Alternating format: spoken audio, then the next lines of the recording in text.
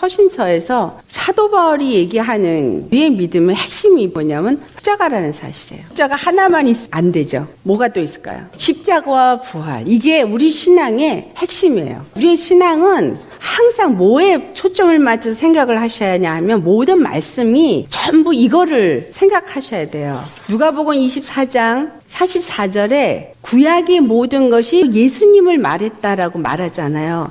그런데 46절 47절에 있는 말씀을 보면 예수 그리스도가 십자가에 죽으시고 부활하시어서 그 십자가에서 죽으심으로 말미암아 모든 믿는 자들이 죄사함을 받고 의롭게 됨을 얻게 되어지는, 그래서 하나의 백성이 되어지는 진리를 기록해놓은 책이다, 이렇게 말하거든요. 구약 전체가 무엇을 말하냐면 오실 메시아가 오시면 그 메시아가 우리의 죄를 위해서 십자가에서 죽으실 것이고 피를 흘려서 죄사함을 주고, 그래서 그들이 믿을 때 예수 그리스도 안에서 죄사함을 얻게 되어지고 회개함으로 죄사함을 얻은 자들이 의롭다함을 얻고 하나님의 백성이 되어지는 것이 기록되어져 있다. 예수님은 신약에 와서 구약에서 오실 메시아가 이렇다라고 얘기한 것을 오셔서 다 이루셨거든요. 그리고 이제 사도들이 그것을 증거한 거예요. 사도들이 증거한 말에서 어떻게 얘기하든 이게 핵심이라는 거예요. 십자가와 부활. 그래서 우리 신앙에서도 항상 십자가와 부활이 핵심이 되어져야 돼요. 모든 설교에, 모든 설교든 모든 바이블 스터디든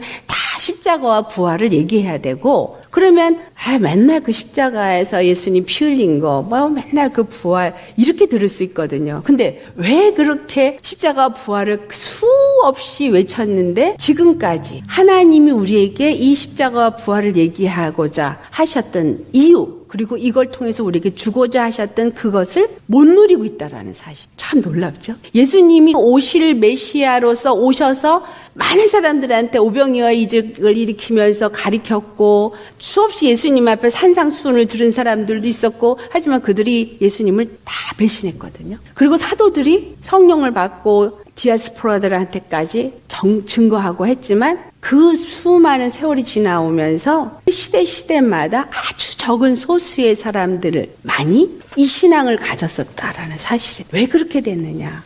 십자가에 대한 복음과 이 부활의 복음을 듣고 있는데, 그럼 나는 십자가와 부활의 신앙이 정말 제대로 있느냐, 그리고 이것 때문에 살고 있느냐, 그리고 이것을 위해서 앞으로 살아갈 것이냐라고 나한테 퀘스천을 해봐야 돼요. 근데 십자가와 부활이 얘기해 주는 건 하나님이 창세전에 이미 계획하셨던 부분이에요. 구약의 모세오경과 선지서 또 시가서에 다 말을 해왔던 그 예수의 지신 십자가, 그리고 3일 만에 부활하신 이 사건이 아니고는 아무것도 해결이 될 수 없기 때문에 주는 그 핵심이 하나님의 구원이라는 사실이에요. 한번 리뷰를 해보는 시간이에요. 하나님의 구원은 어디서부터의 구원이냐? 죄로부터의 구원이다. 죄의 값이 무엇이냐? 사망이다. 우리의 구원은 죄에서 구원이요 사망에서 구원이다. 죄에서 구하고 사망에서 구하려니까 무엇이 와야 됐냐면 생명이 와야 됐다. 이 생명은 어떤 생명이냐 하면은 영원한 생명이다.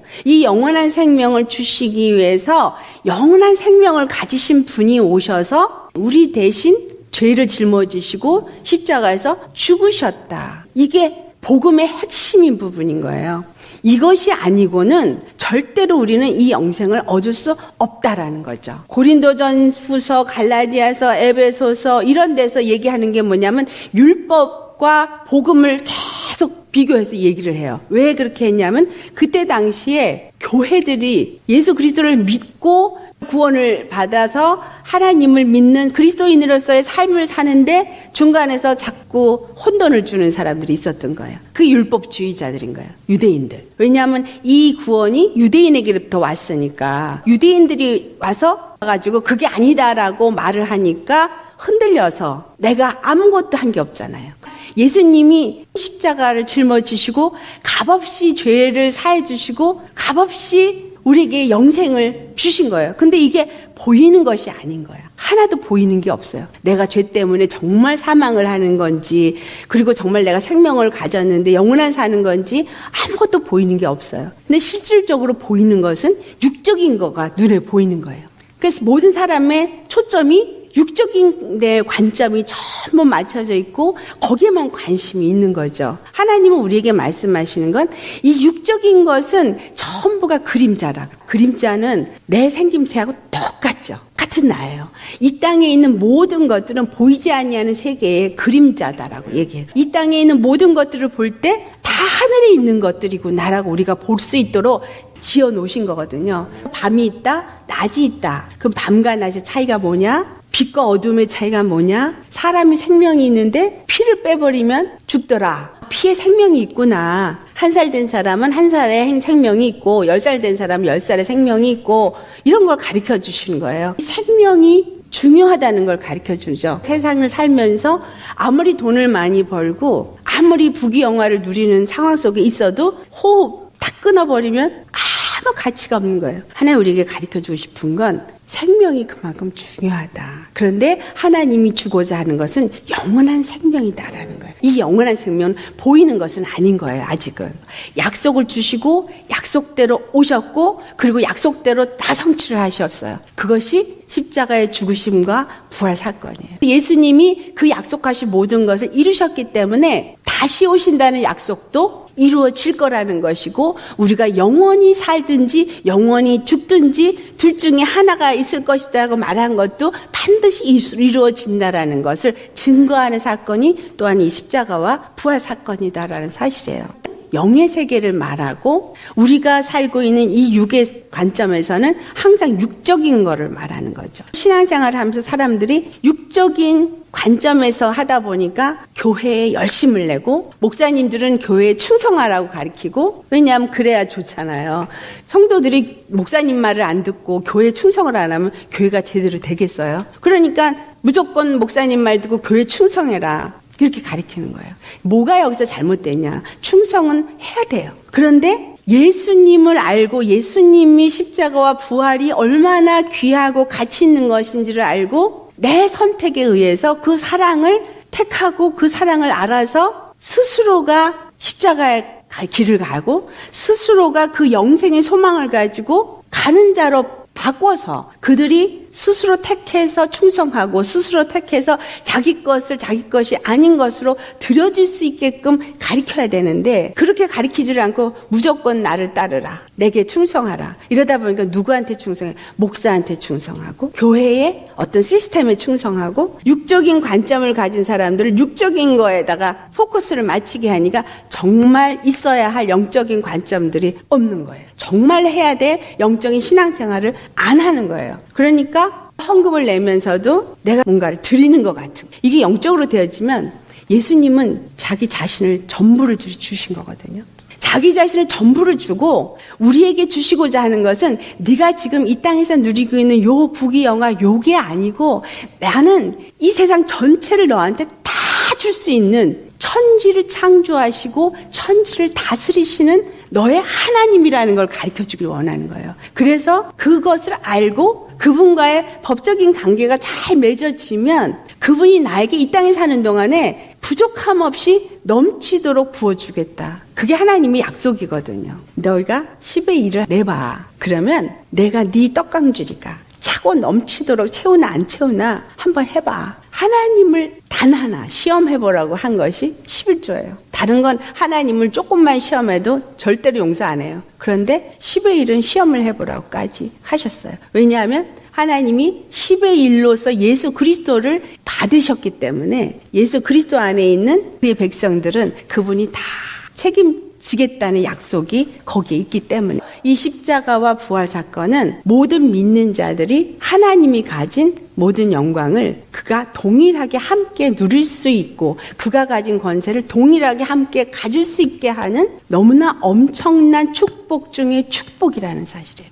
이거를 성도들이 알아야 하는 거예요. 이걸 가르쳐줘야 되는 거예요. 이거를 아니까 세상의 것을 가치 없이 여기고 버릴 수 있는 그러한 자가 될 수 있는 거예요. 사도 바울이 한 얘기가 뭐예요? 나는 십자가만을 자랑하겠다. 그가 가말리아 문화의 문화생이었고 율법주의자 중에 율법주의자고 바리새인 중에 바리새인이에요. 그런데 그 모든 것을 다 버린다 그랬어요. 배설물처럼. 이제까지 내가 알고 있던 모든 것들을 다 버린다. 뭐 때문에? 십자가 복음 때문에. 이 십자가와 부활 외에는 내가 아무것도 말하지 않겠다. 그러면서 만약에 사람들의 부활이 없다면 너희들이 믿는 이 모든 것들은 헛되고 우리는 불쌍한 자들이다. 이렇게까지 표현하거든요. 그러면 우리가 뭘 생각해야 되냐? 얼마만큼 이 십자가가 이 부활이 중요하게 생각을 하고 있느냐.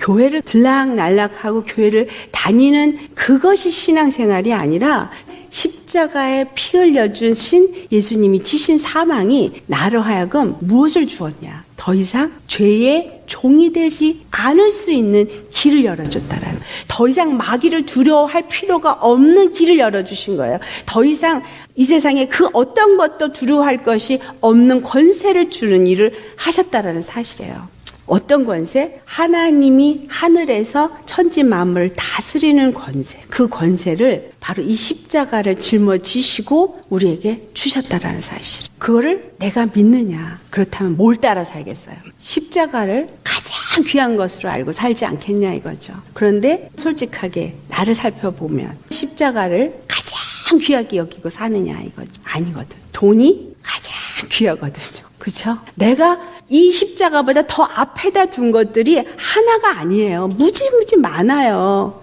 이걸 하나님이 뭐라 그래요? 우상이라고 말해요. 우상을 섬기고 산다는 거예요.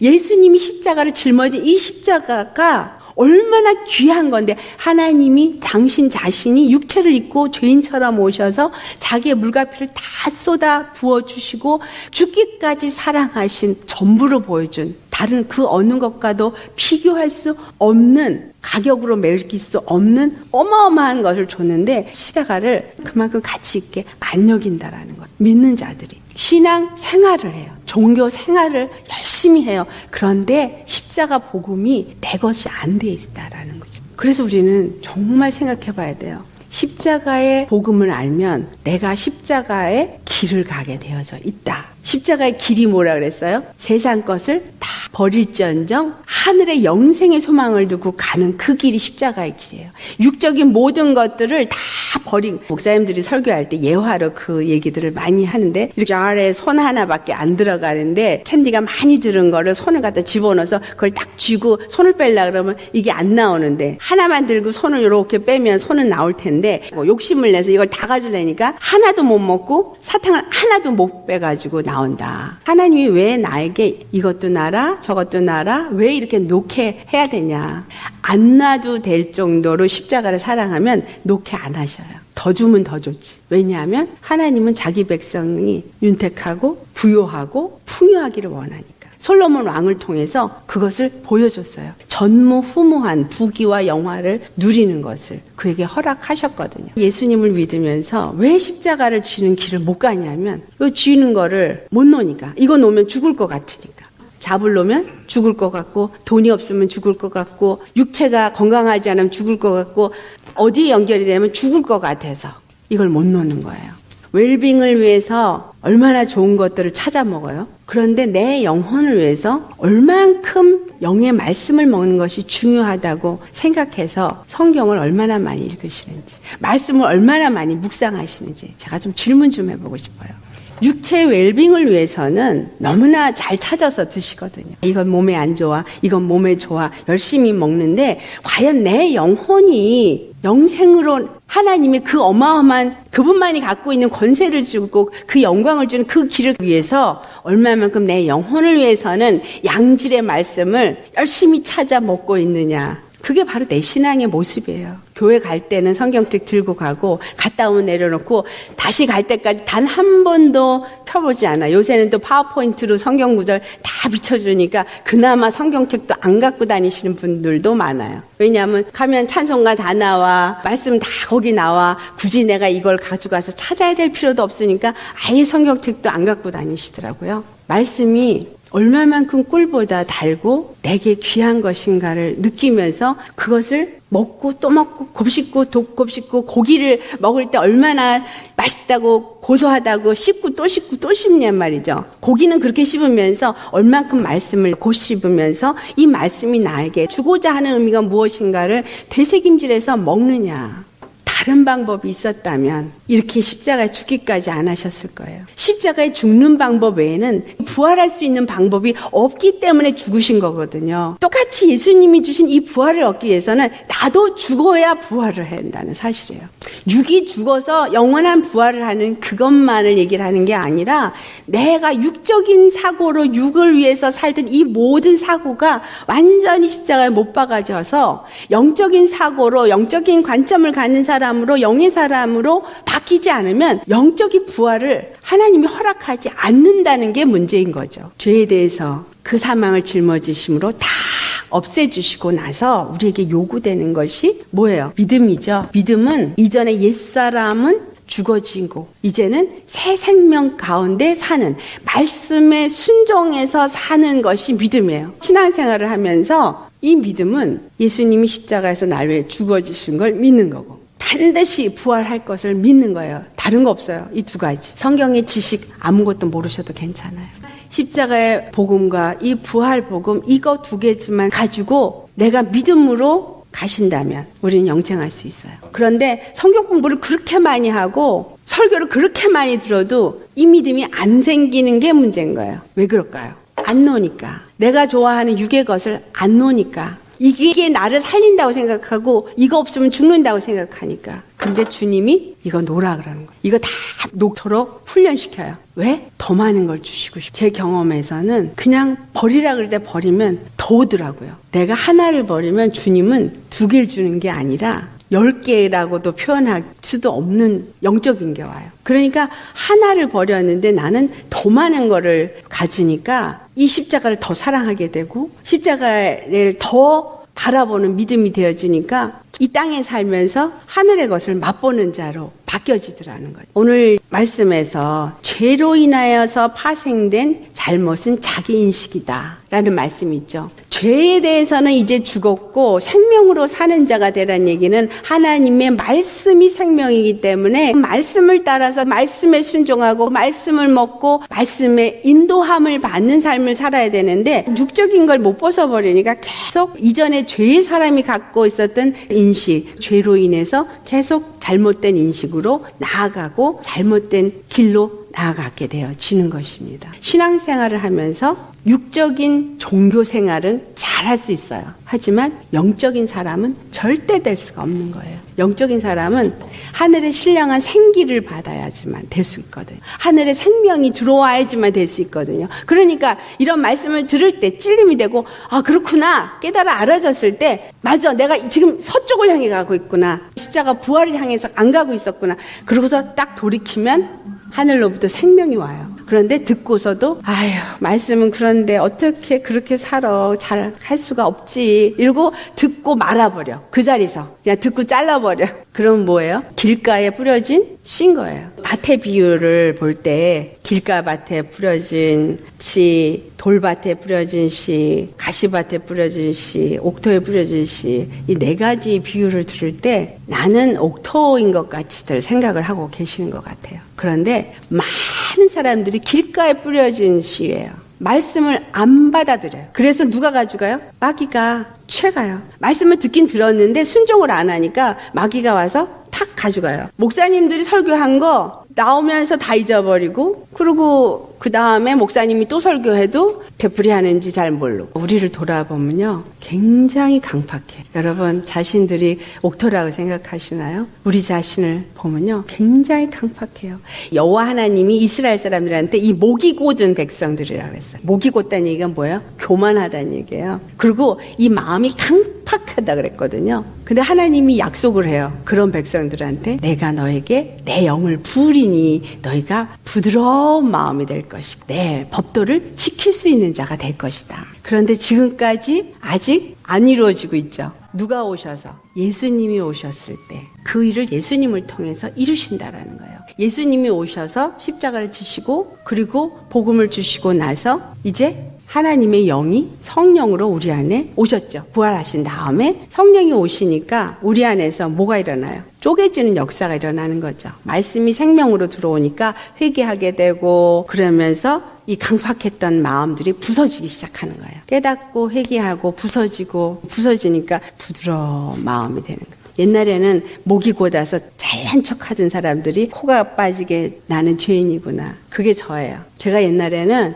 참 제 자신이 잘났다고 생각했어요. 참 자존심 무지무지 강했어요. 그리고 내 나름대로 내 자존심 때문에 다른 사람들을 비판 잘했죠. 용납 안 돼. 말은 거주를 안 해도 속으로는 다 판단하고 상종할 사람 상종 안 할 사람 딱 구별해서 안 할 사람은 아예 쳐다도 안 보고 교만했어요. 근데 예수님 믿고 나서 은혜를 받고 나니까 전도하는 열정은 생겨서 전도를 하는데 여전히 내 안에 교만은 내가 컨트롤이 안 되더라는 거예요. 교만했었으니까. 자존심이 셌고. 그런데 그 자존심을 하나님이 묵사발을 내기 시작하는데 누굴 통해서 했냐. 옆에 있는 남편을 통해서 하더라. 남편을 통해서 내 자존심을 완전히 그냥 바닥까지 내려 꼰지게 하시는 거예요. 그리고 무조건 섬기는 마음가짐을 갖게끔 하시더라고요. 하나님이 딱 옆에서 거절할 수 없는 사람을 통해서 내 교만을 깨뜨리시고 그리고 결국은 하나님 앞에 순복되어지는 믿음의 사람으로 만드시면서 교만을 버리고 나니까 만일 내가 자존심이 없어졌을 때 나는 다 끝날 것 같았어요. 어떻게 사나 싶을 만큼 그게 나를 붙잡는 힘인 줄 알았어요. 그런데 내 자존심을 내려놓고 나서 예수님 안에서 마음이 겸손한 사람으로 바뀌니까 내가 얼마나 복받은 자인지 모른다. 얼마나 내 심령이 자유를 누리고 얼마나 내 심령이 기쁨을 누리고 자존심을 내세울 때보다 훨씬 더 지금이 행복하다라는 거예요. 그래서 육적인 관점을 가졌을 땐 그 자존심이 나를 살린다고 생각을 했는데 오히려 예수 그리스도를 붙잡으니까 내가 훨씬 더 행복한 사람으로 바뀌어지더라라는 거예요. 그래서 사도 바울이 너희들이 나를 우습게 여기고 뭐라고 얘기를 해도 나는 관계없어. 그 말을 뭐라고 해요? 신령한 자는 아무에게도 판단받지 않느나 모든 사람을 판단한다. 그 나머지는 이 십자가와 부활 바깥에 부수적으로 설명하는 거예요. 설명을 더 많이 안다고 믿음 생활을 하는 것이 아니라 핵심인 십자가의 믿음과 부활의 믿음을 내가 갖고 있는가 이거를 딱 정립을 하시고 여기서부터 하나하나 가지를 쳐나가고 살을 더 붙이고 말씀을 더 알아가시기를 축원합니다. 창세기 3장에 예수님이 죄를 지은 아담에게 가가지고 네가 어디 있느냐 그랬더니 내가 두려워서 숨었나이다. 아담이 벌거벗었을 때 뭐가 차이가 있느냐. 벌거벗은 건 똑같았어요. 근데 성경에 기록되기는 그들이 벌거벗은 것을 선악을 알게 하는 나무 실과를 먹고 나니까 그들이 알게 되었더라. 근데 그 전에는 벌거벗었어도 몰랐다. 이렇게 표현을 되어 있어요. 이건 뭘 표현하고 있냐면 우리가 생각할 때 옷 벗은 아담과 하와를 생각하시는데 수치를 말하고 있는 거예요. 그러니까 이걸 비유로 그렇게 써놨기 때문에 선악을 알게 하는 나무 실과를 먹지 말라 그랬을 때 그거를 먹고 나니까 죄의 수치를 알게 된 거예요. 그 전에는 죄가 없었으니까 수치가 없었다. 이렇게 생각하셔야 정확해요. 아담과 하와가 벌거벗었었는데 왜 선악을 알게 하고 나니까 벌거벗은 걸 알았지? 선악을 알게 하는 나무의 실과를 먹으면 하나님과 같이 되어서 선악을 분별할 수 있게 되기 때문이다. 이렇게 생각을 해서 선악과를 먹으니까 선악을 이제는 알게 되어져서 벌거벗은 것을 알게 되었구나. 이렇게 생각을 하세요. 그게 아니라 수치를 알게 된 거예요. 무슨 말씀이에요? 내 눈이 판단을 하는 자리로 가버렸다는 거예요. 하나님만이 선악간에 판단하시는 분이어서 그들이 죄를 짓지 않았을 때는 자기네들이 그 죄라는 것을 알지 못했었기 때문에 그런 것이 전혀 상관이 없었고 오직 하나님의 말씀에 순종하는 것만이 그들이 하는 일이었고 그 동산에 있는 모든 실과를 따먹고 즐기고 행복하고 기쁘고 그랬어요. 예수님 안에서 우리가 죄에서부터 벗어나서 사망의 지배를 받지 않는 자가 되어진다면 항상 행복하고 기쁘고 감사하고 즐기셔야 돼요. 이게 천국에서 사는 자거든요. 예수님 십자가를 지시고 부활하시면서 흑암의 권세에서 우리를 건져내서 하나님의 사랑의 아들의 나라로 옮기셨다고 말한 것은 예수 그리스도 안 바로 천국으로 옮겨진 거예요. 그게 창세기의 그 에덴 동산 안으로 옮겨진 거죠. 육은 그대로 이 땅에 살고 있지만 내 영은 그렇게 됐다라는 거예요. 그러면 내 영이 예수 그리스도 안에 있으면은 뭐를 느껴야 되는 거예요? 죄에 대한 수치가 없어야 돼요. 죄를 느끼지 못해야 돼요. 그러니까 죄에서 자유하는 그 자유를 누리셔야 된다라는 거예요. 그런데 예수 믿으시는 분들 질문해 볼게요. 어떠세요? 수치를 전혀 느끼지 못할 만큼 자유하고 행복하고 기쁜가요? 아니죠. 왜? 여전히 판단하고 있고 여전히 염려하고 있고 여전히 문제가 되고 있어요. 예수 믿기 전이나 믿고 나서나 그 문제가 별로 변화되지 않은 거를 발견할 수 있을 거예요. 이건 뭐예요? 복음 안에서 자유하지 못했다라는 사실이죠. 십자가가 분명히 나를 자유하게 했는데 아직도 죄와 사망의 법에서 내가 자유하지 못하고 있고 마귀가 나를 속이고 있는 것에 여전히 속아서 살고 있다라는 사실이에요. 예수 믿는다고 하면서 내 인식으로 자꾸 판단해요. 이거는 이게 잘못됐고 이거는 저게 잘못됐고 내일을 어떡할까 모레를 어떡할까 이 문제를 어떻게 해결해야 될까 이게 뭐야 다 내가 판단하고 내가 어디에 살고 있는가를 말해주는 거예요. 여전히 죄와 사망의 법 아래 살고 있구나. 자유하지 못하고 있구나. 분명히 죄와 사망의 법에서 자유함을 얻었고 생명의 성령의 법에서 사는 자가 됐다 그랬어요. 생명의 성령의 법은 어떨까요? 예수 생명이 내 안에 들어오면 어떠세요? 생명이 있으면 그 생명 안에서 산 자가 되어져서 생기가 발랄해야지. 분명히 생명이 우리 안에 오면 평안이 온다 그랬거든요. 그러면 생명이 오면 평안이 오고 천국 안에 거하니까 기쁘고 감사하고 평안해야 되는데 기쁘고 감사하고 평안 안 해. 말씀을 어디로 들은 거예요? 관념으로. 머리로 다 들어. 말씀이 여기에 들어가서 믿음이 돼야 되는데 믿습니다라고 하는데 머리에서만 믿는 거지 가슴으로 못 믿으니까 내 안에 천국이 안 이루어지고 있고 여전히 죄와 사망의 권세를 가진 악한 영들이 좌지우지한다라는 사실입니다. 문제가 있는 사람들은 자신의 문제에 대해서 이미 죄의식을 가지고 있다라고 합니다. 문제가 있는 사람들은 스스로가 죄의식 가운데 이미 있다라는 거예요. 그러니까는 사람들 관계 속에서나 교회 관계 속에서나 목사님과 성도 관계 속에서나 이런 것들이 있기 때문에 자기의 어떤 수치가 발견된 것 같고 드러난 것 같아서 그렇게 지적하는 소리를 하는 거를 싫어해요. 모든 사람이 다 그래요. 우리가 잘못된 부분을 발견할 때는 믿음의 사람은 어떻게 해야 돼요? 십자가에 나가서 회개를 하면서 돌이키고 그리고 죄사함을 얻고 하나님의 의를 덧입어야 되는데 그렇게 되기보다는 숨기려고 해요. 믿음 생활하면서 우리에게 가장 큰 문제가 뭐냐면 숨기려고 하는 거. 그러니까 내 방법으로 내가 옷을 만들어 입어요. 그래서 성경에서 그걸 무화과 잎으로 옷을 만들어 입은 아담의 사건과 비유를 해서 말하고 있어요. 하나님은 우리에게 의의 옷을 입혀주셨어요. 그래서 짐승을 잡아서 가죽옷을 입혀줬다는 게 창세기 3장 21절에 나오죠. 그런데 아담은 무화과 잎으로 옷을 만들어 입었다고 말하는데 무화과 잎으로 만들어 입은 게 뭐예요? 우리 스스로가 나의 수치를 빌려고 노력하는 거. 내 수치가 절대 드러나는 걸 원하지 않기 때문에 누군가가 그거를 지적을 할 때 화를 내는 거예요. 듣기 싫은 거예요. 그 말이 맞는 것도 알면서도 듣기 싫은 거죠. 이것이 죄성을 가진 사람이 나타나는 반응이에요. 아담이 내가 벗었으므로 두려워하여 숨었나이다. 그러니까 하나님이 찾는 것도 귀찮은 거예요. 왜? 이렇게 고백해야 되니까. 하나님 앞에서는 숨길 수가 없으니까. 그리고 나서 금방 컴플레인해요. 누구한테? 하나님이 주신 저 여자가 먹게 해서 내가 이렇게 됐나이다. 그러고는 컴플레인을 하는 거지. 여자 때문이다고. 사단은요. 무엇을 공격을 하냐면 사람이 감정 안에 있는 상처들이 내가 가지고 있는 자의식들 이런 것들을 공격을 해서 죄의식을 갖게 하고 죄의식 때문에 하나님으로 하여금 더 멀어지게끔 만들어요. 하나님을 더 찾아가는 게 아니라 하나님에게서부터 멀어지게 한다는 거예요.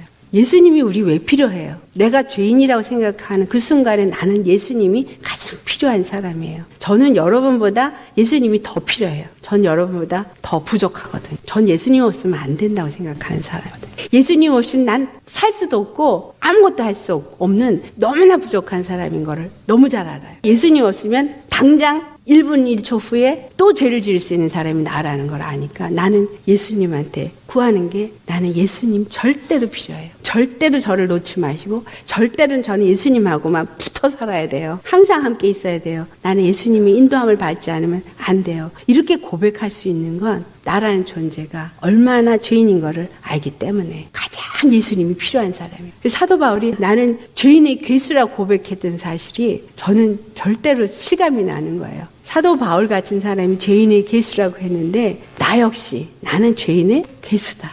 나는 예수님이 가장 필요한 사람이다. 지금 제 신앙이 그래요. 옛날에 제가 어떤 사람이었냐면 교회 갔더니 목사님이 예수님이 십자가의 피로 우리 죄를 사하셨다는 설교를 들을 때 나는 죄인이 아닌데, 그러니까 나는 예수님 필요 없네. 난 십자가의 그런 죄사함 받을 필요가 없는데 난 착한 사람인데, 그렇게 생각했던 사람이에요. 근데 지금은 죄악 덩어리라는 걸 알아요. 예수님이 의로 그 피로 덮어주셨기 때문에, 그리고 성령으로 덮어주셨기 때문에 제가 이렇게 믿음 안에 갈 수 있는 거지, 요거 하나 한 장 딱 걷어버리면 나는 더러운 냄새가 풀풀 날 수 있는 그런 사람이라는 걸 알기 때문에 이렇게 덮어주신 상태로 유지되기를 원해서 십자가의 길을 가는 거예요. 십자가가 절대로 필요한 건 이 십자가 피로 날 덮어주셔야지만 내가 그분을 뵐 수 있으니까. 우리의 신앙이 십자가에서 나를 잘 분석하시고 나는 정말 왜 예수님을 믿느냐. 여기서 지금 하고 싶은 얘기는 뭐냐면, 내가 갖고 있는 인식 그리고 내 자아의 의식을 가지고 사단은 계속 사용을 한다는 거예요. 내 자아의 의식은 육적인 의식인 거예요. 육적인 관점으로는 하나님을 절대 알 수가 없어요. 나 자신을 볼 때 네 파트로 나누어져 있어요. 그것을 하나는 오픈 셀프라고 그러고, 그 다음은 시크릿 셀프라고 그러고, 그 다음 블라인드 셀프라고 그러고, 히든 셀프라고 해서 이 네 가지의 윈도우가 있어요. 첫 번째 오픈 셀프라는 건 나도 알고 남도 아는 부분이에요. 여러분들 저 잘 아시죠? 저도 잘 아는 그 부분. 그게 오픈 셀프예요. 그 다음에 시크릿 셀프. 나는 아는데 여러분은 몰라. 제 비밀 저만 아는 거. 이것이 시크릿 셀프예요. 다른 하나는 남은 아는데 나는 몰라. 그런 거 있어요. 남들은 나를 알아요. 근데 나는 나를 모르는 부분이 있어요. 다른 하나는 나도 모르고 남도 몰라요. 요거는 하나님만 아시는 부분. 근데 하나님은 요 네 가지 모든 셀프를 완전하게 하시길 원하신다. 그래서 어떻게 완전히 바꿔줄 수 있을까요? 시크릿 부분에서 남들이 알기를 원하지 않는 거, 남들한테 알려지면 욕을 얻어먹을 수 있고 손가락질 받을 수 있고 그런 것들이 있어요. 그럴 때 그걸 나는 알고 감추고 싶은 거예요. 근데 하나님은 그거를 드러내세요. 세상에 이런 망신이 어딨어. 드러내세요. 왜 목사님들이 그동안 조용히 잘 나가시다가 갑자기 어느 시점에서 확 다 오픈이 돼가지고 망신살이 뻗쳐요. 하나님이 드러내십니다. 절대 우리는 하나님 앞에 감출 수 없다라는. 하나님은 창피를 주고 싶으신 게 아니에요. 만약에 내가 잘못됐다고 깨달은 거를 하나님의 십자가 앞에 나가서 회개하고 그것을 다 내어놓으면 절대로 그거 오픈 안 하세요. 그런데 회개 안 하면 빨개 벗겨지는 거예요. 수치가 보여지게끔 되어지는 거예요. 그동안 회개해서 의의 가죽옷을 입었어야 되는데 자꾸 내가 내 방법으로 가린 거예요. 이렇게 가리고 저렇게 가리고 다른 사람들 모르게 많은 가림을 가졌지만 그거는 완전히 가려질 수 없다라는 거를 나타낸 거죠. 그리고 남은 아는데 나는 모르는 부분. 이런 것들은 남들이 그래서 그런 걸 가지고 뒤에서 씹어요. 근데 나는 몰라. 인지하지 못했던 부분을 누군가에 의해서 인지하게 되어지는 거예요. 수정하게 되어지잖아요. 만약에 다른 사람이 안 가르쳐주면은 주님이 기도 가운데 가르쳐주세요. 그래서 깨닫게 해주시고 알게 해주시고 회개케 하시고 나도 모르고 남도 모르는 정말 모르는 거 무의식 저 깊은 무의식 속에 있었던 거 이런 것까지도 다 알게 해줘요. 제가 굉장히 외로움을 많이 탔어요. 정말 혼자 못 있어요. 굉장히 외로워하고 화장실을 가도 학교 다닐 때도 친구랑 꼭 같이 가야 돼요. 그리고 혼자 있는 걸 너무 싫어해. 뭐 회사 일 바쁘다고 맨날 그러고 나 혼자 미국에 뒀을 때 그런 게 힘든 거예요. 외로워서 힘들어요. 지금은 안 외로워요. 어떻게 이렇게 바뀌었냐. 어느 날 기도를 하는데 하나님이 보여주시는데 제가 어릴 때 방 안에서 혼자 앉은 걸 보여주는 거예요. 우리 엄마는 대가족살이를 했어요. 대가족살을 하니까 며느리가 며느리 노릇하려니까 너무 일이 많아서 바쁜 거예요. 근데 나는 어린애인데 혼자 방 안에다 앉혀놓은 거예요. 나 혼자 방 안에서 앉아있다가 바로 앞에 나갔다가 아무도 나하고 놀아주는 사람이 없는 거예요. 너무 재미가 없어서 이렇게 하고 있는 게 보이더라고요. 그래서 이제 주님이 가르쳐 준 게 있으니까 하나님한테 이제 이걸 내놨어요. 하나님, 이 아이가 지금 너무 외로워요. 이 아이가 이렇게 외로웠기 때문에 제가 외로움을 너무 많이 타나 봐요. 예수님 외로운 아이를 예수님이 오셔서 외롭지 않게 좀 해주세요. 그리고 그 상황을 예수님 앞에 드렸어요. 제가 지난번에 얘기했죠. 예수님은 항상 현재다. 그랬더니 예수님이 나타났어요. 그 기도 중에 이렇게 보이는 비전 속에 예수님이 나타나셔서 그 아이를 무릎에다가 딱 올려놓고 머리를 쓰다듬으면서 손을 붙잡고 막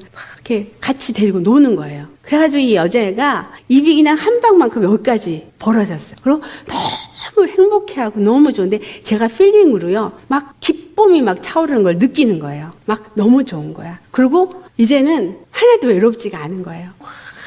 그 기도를 하고 나서 뭐가 제가 해결이 됐겠어요? 그 어릴 때 나는 전혀 알지도 못했던 일에 너무 어린아이니까 그랬는데 그 부분이 해결이 된 거예요. 나는 왜 지금 이렇게 안 외로운가? 외로움을 왜 모르나? 혼자 있어도 너무 잘 있고 그리고 그 혼자 있는 시간도 너무 뭔가를 해서 제가 그 시간을 즐기거든요. 그렇게 바뀌었어요. 이런 게 이제 일명 내적 치유라 이렇게 말을 해요. 사람이 태어나서 자라면서 자기가 원하든 간에 어떤 상황 속에서 만들어진 자아의식이 있어요. 이 자아의식이 어떤 부분에서는 성격 따라서 아무렇지도 않게 받아들여지는 사람도 있고 상처가 되는 사람도 있는데 이것이 상처가 되어진 사람의 부분은 마귀가 사용한다라는 제2의 성격을 만들어내는 거예요. 어떤 사람이 조금만 저기면 그 화가 확 일어나는데 자기가 그 컨트롤이 안 돼요. 근데 왜 그렇게 되는지 자기가 잘 몰라요. 한번 이렇게 뒤집어지면 그냥 헐크처럼 화를 내요. 제가 그분을 이너 힐링을 했어요. 그러니까 내적 치유를 했는데 어릴 때 아버지가 엄마를 매일같이 술 먹고 들어와서 때린 거예요. 자기는 책상 밑에 들어가서 숨어 있는 거야. 너무너무 화가 나고 너무 부글부글 끌어올리는데 너무 어리니까 엄마를 보호를 할 수도 없어. 아버지로부터. 그리고 아버지를 자기가 상대할 수가 없잖아요. 힘으로나 모든 면에서 그거에 대한 분노가 가득한 거예요. 근데 그 부분을 하나님 앞에 맡기고 책임이 아니야. 그것은 상황이 그런 걸 뿐이다. 치유를 했을 때 그 다음에 나타나는 반응이 어떻게 했느냐? 분노가 훨씬 줄어들더라는 거예요. 그리고 그 분노에 파생이 된 아버지에 대한 분노 또 엄마에 대한 분노도 있어요. 넌 왜 이렇게 바보같이 맨날 얻어맞고 있는 거야? 자기 자신에 대한 분노. 이 세 가지 분노를 다 해결을 하니까 그 분노가 없어지더라. 그 놀라운 일 아니에요? 그러니까 사단은 우리 안에 잘못된 인식이나 어떤 상처들을 공격을 하고 넘어뜨린다는 거예요. 그런데 이 문제를 예수님 앞에 가져갔을 때 나도 알지 못하고 남도 알지 못하는 그런 부분까지도 주님은 다 해결을 하신다라는 거예요. 치유하신다라는 거예요. 완전히 해결을 하세요. 예수 십자가 앞에 나가면 해결 못 받을 것이 하나도 없다. 그리고 이 부활은 나에게 하늘의 영원한 생명을 이 땅에서도 누리는 삶을 살게 해준다라는 거예요. 예수를 믿는 것은 전인 치유예요. 하나님의 구원은 전인 구원이라고도 말하지만 전인 치유예요. 육도, 혼도, 영도 다 치유를 받을 수 있게끔 되어진다. 이 모든 것을 다 이루셨는데 어떨 때 우리가 이걸 가질 수 있냐면 믿음으로 나아갈 때 스텝 바이 스텝 한꺼번에 안 하세요. 기도 생활을 왜 해야 되냐면 기도 생활을 통해서 이렇게 알게 하는 거예요. 여러분이 자기 자신에 대해서 알고 있다고 생각하는 건 100%가 아니라는 사실이에요. 그러니까 50%만 알고 있는 거예요. 나머지 50%는 몰라요. 그러니까 50% 모르는 거를 하나님으로 하여금 알고 해결을 받아야 돼요. 십자가 앞에 나가서 기도할 때마다 하나님 앞에 나를 내려놓고 회개할 것이 무엇인지 치유받아야 될 것이 무엇인지 내가 예수님 안에서 해결받을 것들을 알게 하여 주시옵소서. 내 성격 중에서 이러이러한 부분이 있어요. 나 예수님 믿고 잘 믿어보려고 하는데 이런 게 잘 안 돼요. 저런 거가 잘 컨트롤이 안 돼요. 이건 내가 싫은데 이런 성격이 해결이 안 돼요. 이런 것들이 있거든요. 그런 거를 내어놓으세요. 기도 속에서. 왜냐하면 그걸 사단이 사용을 해서 자꾸 죄를 짓게 하거든. 그러면 예수님 앞에 내어놓고 기도하시면 알게 해주시면 그 문제를 놓고 하나님 이런 문제가 있습니다. 이거 예수님이 고쳐주세요. 해결해주세요. 그래서 이걸로 인해서 나타나는 사단이 사용할 이런 것들은 다 무너지게 해주세요. 내어놓고 기도할 때 해결되어져. 완전히 해결이 되어져. 예수님이 우리에게 주신 이 십자가 복음은 새로운 사람을 만들어내는 복음이에요. 나는 이런 사람이야 라고 데피니션을 주지 마세요. 나는 이런 사람이야가 없어요. 이건 죄의 사람이에요. 하나님이 나를 만들고자 하는 사람은 새로운 사람이에요. 하나님의 형상을 가진 새로운 사람. 절대적으로 새 사람으로 우리가 빚어져 가야 한다라는 겁니다. 아멘. 변화되어 가야 돼요. 기도와 말씀으로. 기도와 말씀으로 나아가야 십자가와 부활의 믿음이 더 강해질 거 아니에요. 그게 강해질수록 주님의 생명이, 주님의 영이 내게 더 들어오기 때문에 빛 가운데 어둠이 자꾸 드러나는 거예요. 내가 알고 회개해야 되는 부분도 드러나서 회개시키시고, 내가 알지 못하는 부분도 드러나게 하셔서 치유도 받게 하고 회개도 하게 하고 변화시키게 하는 거예요. 성격이 바뀌어요. 굉장히 소극적이고 수줍음 타고 뒤로 숨는 타입이었어요. 그게 다 바뀌었어요. 성격이 바뀌어요. 굉장히 긍정적이고 그리고 적극적이고 파지티브하고 이렇게 바뀌는 거예요. 원래 그렇지 않은 나는 내 오리지널 내가 아닌 거예요. 그건 죄로 인해서 파생된 사단에 의해서 만들어진 죄의 사람이죠. 그런데 예수님 안에서 우리는 온전한 사람으로 하나님이 지으신 형상을 가진 사람으로 바꿔준다라는 것입니다. 예수 믿는 건 이 세상에서 복을 받아서 잘 먹고 잘 사느냐 그 개념이 아니라는 거죠. 완전히 새 사람으로서 하나님의 사람으로 그리스도의 형상을 닮은 사람으로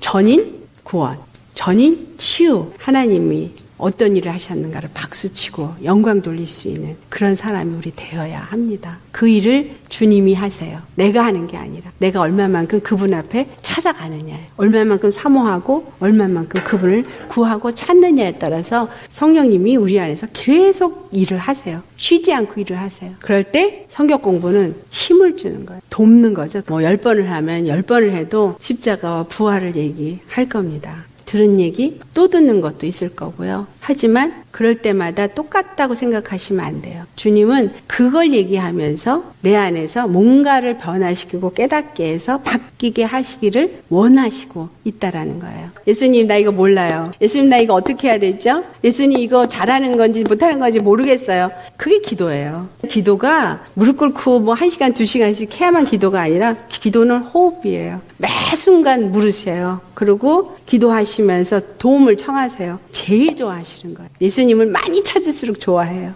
예수님을 많이 찾으시면 찾은 만큼 경험하실 거예요. 정말 그냥 귀찮을 정도로 예수님 찾으세요. 예수님의 귀는 온 인류가 한순간에 얘기해도 다 들으시는 분이니까 말씀 정말 새기시고 말씀을 다시 또 듣고 그럴수록 새로운 다른 게 나오고 다른 깨달음이 오게 되어져 있습니다. 그래서 제가 권하는 건 우리 모두 십자가 부활의 믿음을 가지고 꼭 영생에 들어갑시다. 아멘.